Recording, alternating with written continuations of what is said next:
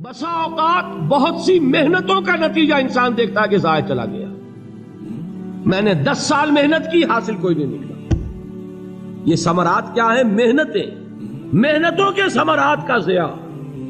کوشش آپ نے کی، قسمت کی خوبی دیکھی ہے، ٹوٹی کہاں کمن، 2-4 ہاتھ جب کے لبے بام رہ گئے. Be prepared. ایک شاعر کے یہ اشعار ہیں، وہ کمیونسٹ تھا، میں نام بھی نہیں لیتا، لیکن یہ کہ یہ اسی انقلابی، چونکہ ان کا بھی ایک انقلابی نظریہ ہے، انقلابی عمل میں یہ سارے مراحل آتے ہیں. کوئی سیٹ بیک آیا، فرض کیجئے کوئی ناکامی ہو گئی، تو اپنے ساتھیوں کو دل بندھانے کے لیے یہ فصل امیدوں کی ہمدم اس بار بھی غارت جائے گی، سب محنت صبحوں شاموں کی اب کے بھی اکارت جائے گی. میرے نبی کے ثمرات کا جو لفظ یہاں آیا ہے، وَنَقْصٍ مِّنَ الْأَمْوَالِ وَالْأَنفُسِ وَالثَّمَرَاتِ، سب محنت صبحوں شاموں کی اب کے بھی اکارت جائے گی. دھرتی کے کونوں کھدروں میں پھر اپنے لہو کی کھاد بھرو، پھر مٹی سینچو اشکوں سے، پھر اگلی رت کی فکر کرو، پھر اگلی رت کی فکر کرو، جب پھر ایک بار اجڑنا ہے. ایک فصل پکی تو بھر پایا، تب تک تو یہی کچھ کرنا ہے. ایک مقصد ہے سامنے، انقلاب برپا کرنا ہے.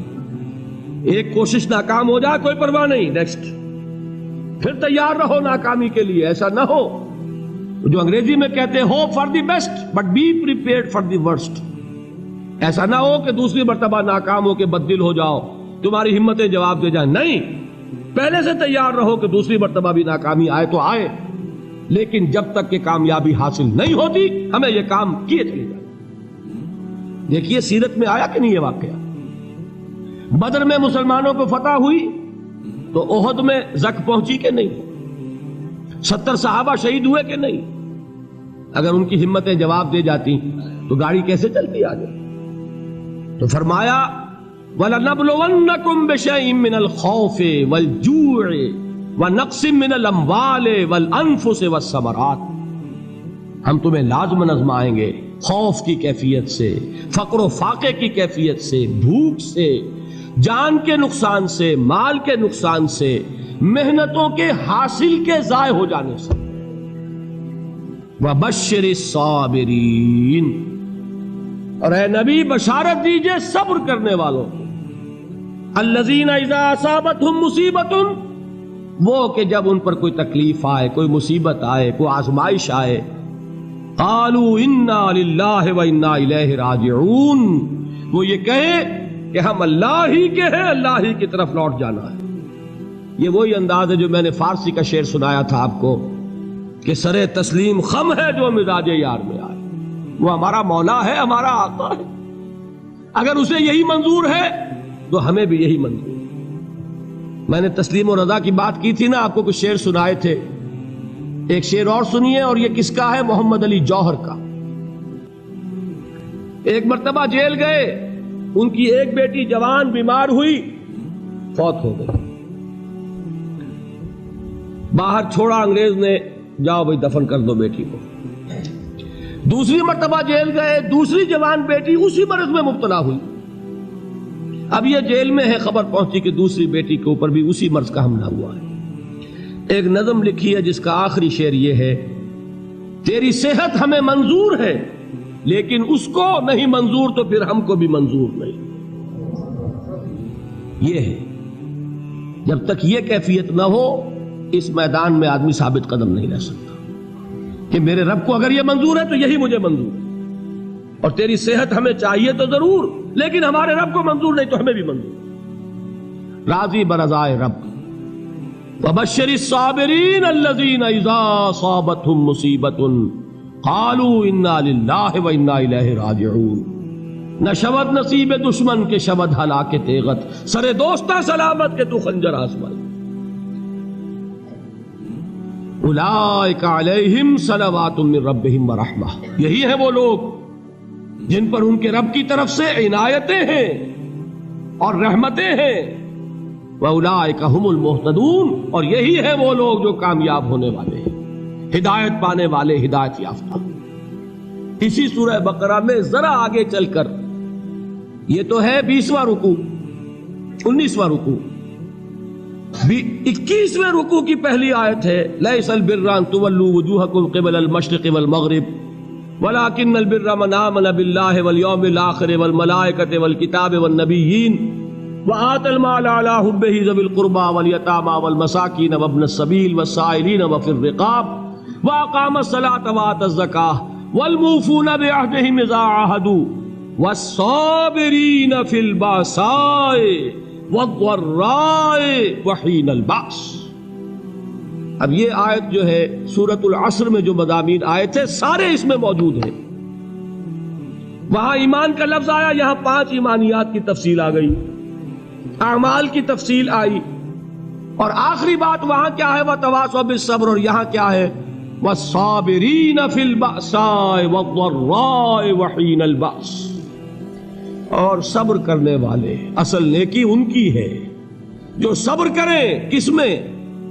جنگ کے وقت، ذرائے، بأسائے، بأسا کہتے ہیں فقر اور فاقہ، واحد آئے گا باس تو اس کے معنی جنگ، اور بأسا جمع میں آئے گا تو فاقہ، فقر، بھوک، اور ذرائے جسمانی تکلیف، ضرر، جسمانی تکلیفوں میں صبر کرنے والے، فقر اور فاقے میں صبر کرنے والے، اور جنگ کے وقت صبر کرنے والے، اولئک الذین صدقوا واولئک هم المتقون، یہ ہیں وہ لوگ جو صبر کرنے والے ہیں، یہ ہیں جو سچے ہیں، جو اپنے دعوے میں نیکی کے اور ایمان کے صادق ہیں، اور یہی وہ لوگ ہیں جو متقی۔ اگلی سورت ہے سورہ آل عمران، اس میں 2 لفظ آئے ہیں، آخری آیت یا ایھا الذین آمنوا اصبروا وصابروا ورابطوا واتقوا اللہ لعلکم تفلحون۔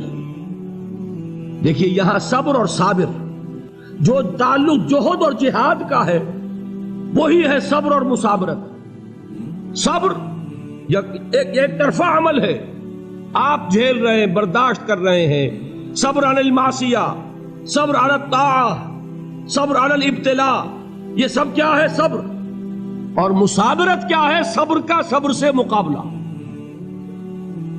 یہ سورہ آل عمران، اب وقت نہیں ہے میں آپ کو سناتا اللہ تعالیٰ نے کیسے کیسے مسلمانوں سے کہا، مسلمانوں تمہیں زک پہنچی ہے تو انہیں بھی تو پہنچی تھی، ان کے 70 نہیں مارے گئے تھے بدر میں، ان کے حوصلے جو ہیں وہ تو پست نہیں ہوئے، وہ اگلے سال آ گئے تم پر چڑھائی کر کے، تم کیوں اتنا برا مان رہے ہو؟ تمہارے دل اتنے زخمی کیوں ہو گئے؟ تمہیں تکلیف پہنچتی ہے تو انہیں بھی پہنچتی ہے۔ اپنی غیرت جو ہے ہمیں ذرا اس کا جائزہ لینا چاہیے۔ لوگ باطل نظریات کے لیے کتنی قربانیاں دے رہے ہیں، لوگ باطل چیزوں کے فروغ کے لیے کتنی محنتیں کر رہے ہیں۔ جیسا کہ میں نے ابھی کہا تھا، اسی غیرت کو چیلنج کرنے کے لیے، ذرا آپ کی حمیت دینی کو جوش دلانے کے لیے، قادیانی نوجوان کتنی تعداد میں اپنے آپ کو دین کے لیے وقف کرتا ہے، اور آپ کتنے نوجوان ہیں جو اپنے آپ کو دین کے لیے وقف کرتے ہیں، اور ہوں وہ کھاتے پیتے گھرانوں کے لوگ۔ یہ نہیں ہے کہ اگر کوئی اور کام نہیں کر سکتا تو پھر یہ ہے کہ وہ دین کے کام میں لگ جائے۔ باصلاحیت لوگ، کھاتے پیتے لوگ، ذہنی استعداد رکھنے والے لوگ، اونچے گھرانوں کے لوگ، وہ وقف کریں اپنے آپ کو دین کے لیے۔ اس کے بغیر کیسے باہر آ جائے گی، کیسے رونق آ جائے گی؟ تو دنیا میں باطل نظریات والے جو ہیں، یہ بات کہی گئی ہے، مسلمانوں تم اگر توحید کے لیے لڑ رہے ہو، دیکھتے نہیں ابو جہل کو، اس نے گردن کٹوائی ہے شرک کے لیے، شرک کے لیے گردن کٹوائے، اور تم توحید کے لیے گردن کٹوانے کو تیار نہ ہو۔ اس نے گردن کٹوائی کہ نہیں کٹوائی؟ اور کس طرح کٹوائی ہے؟ کیونکہ بڑا متکبر قسم کا، فرعون قسم کا شخص تھا، جب گردن کاٹنے لگے تو کہتا ہے ذرا نیچے سے کاٹنا، تاکہ جب تم نیزے کے اوپر چڑھاؤ میرے سر کو تو اونچا نظر آئے، معلوم ہو سردار کا سر۔ وہ بدبخت مرتے ہوئے بھی جو اس کی کیفیت تھی نا، اس کو ذہن میں رکھیے۔ تو یہ اس لوگوں نے قربانیاں دی، جانیں دی، تو فرمایا اگر تم ان سے زیادہ قربانی نہیں دو گے، جو نوٹ کر لیجئے اس کو، مجرد اگر حق کو غالب کرنا اللہ کے ذمے ہو تو آنے واحد میں غالب کر دے گا، تمہیں تکلیف ہی دینے کی ضرورت نہیں۔ سمجھ رہے؟ کیا اللہ کے مقابلے میں کوئی باطل کی طاقت ٹھہر سکتی ہے؟ یہ تمہارے ایمان کا امتحان ہے، یہ تمہارے خلوص کی آزمائش ہے، یہ تمہارے امتحان کا ثبوت درکار ہے کہ اللہ تعالیٰ دیکھنا چاہتا ہے تم اس کے لیے اپنی جانیں قربان کرنے کو تیار ہو کہ نہیں، تم اس کے لیے تن من دھن لگانے کو تیار ہو کہ نہیں۔ اور یہ جان لو کہ اگر کفار اور مشرکین اور ملحدین اور باطل نظریات والے وہ جو کچھ قربانیاں اپنے باطل نظریات کے لیے دے رہے ہیں ان سے زیادہ اگر تم نہیں دو گے تو حق غالب نہیں ہوگا۔ انہوں نے جو صبر کیا ہے اپنے باطل نظریات پر، اگر تم اس سے زیادہ صبر کا ثبوت نہیں دو گے اپنے اس حق پر تو حق غالب نہیں ہوگا۔ اس لیے فرمایا یا ایھا الذین آمنوا اصبروا وصابروا، نہ صرف یہ کہ صبر کرو بلکہ صبر میں اپنے دشمنوں سے آگے نکلو، ان کے صبر سے بڑھ کر صبر کرو۔ وَرَابِطُوا، مرابطہ کہتے ہیں چوکس رہنا، ہوشیار، پہرا دو، ایسا نہ ہو کہ دشمن جو ہے غفلت میں تمہارے اوپر کوئی حملہ جو ہے کر بیٹھے۔